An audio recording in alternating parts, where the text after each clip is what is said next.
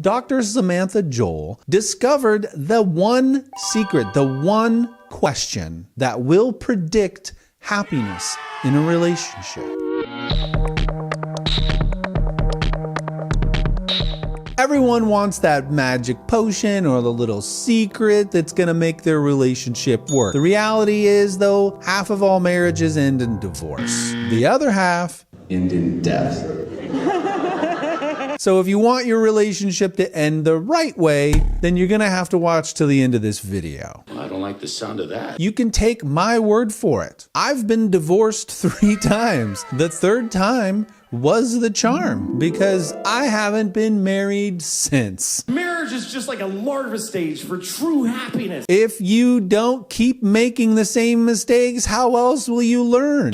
That's true. But seriously though, you actually don't have to take my word for it. You can take the word of somebody who actually has a doctorate in psychology and who is a data scientist. Dr. Samantha Joel has been studying relationships for a long time. She recruited a large number of scientists who had collected data on relationships and pooled together data of over 11,000 straight couples. I study how people make decisions about romantic relationships. This gave her a massive data set with everything that you could possibly imagine about these relationships: income, race, education, physical appearance, mental health, sexual preferences. I'm very good man in the sex, don't worry about it. Hobbies, politics, religion, children, all that kind of stuff. Excellent. Her research team then used AI machine learning to analyze the data to find patterns that could have otherwise been missed. You suck ass. Interestingly enough, one of the main things that she pulled away is that relationships are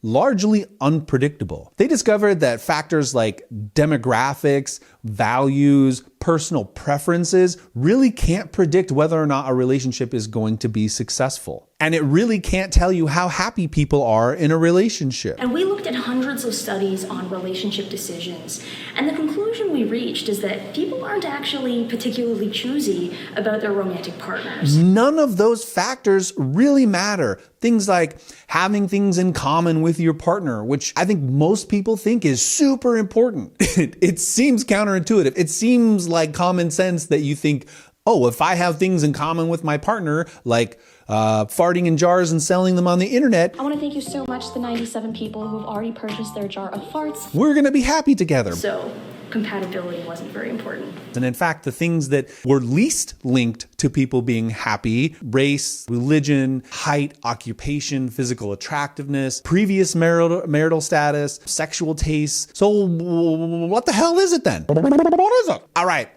I'm about to tell you, okay? And in the words of Samuel L. Jackson, Hold on to your butt. it really comes down to whether or not somebody is happy with themselves. If they're happy with themselves, or they were happy with themselves before they got into a relationship, then they're 4 times more likely to be happy in their current relationship. If you're not happy with your life before you get into the relationship, you're not going to be happy after you get into the relationship either, because someone else isn't going to make you happy. You have to make you happy. So you can have those fantasies about marrying that tall, dark, handsome dude who's very successful in business or whatever, or marrying that supermodel, but it's not necessarily going to make you happy. I think a lot of us kind of innately know that, but it's really, really interesting that AI machine learning brought that out. And if you're also somebody that believes in like the law of attraction type stuff,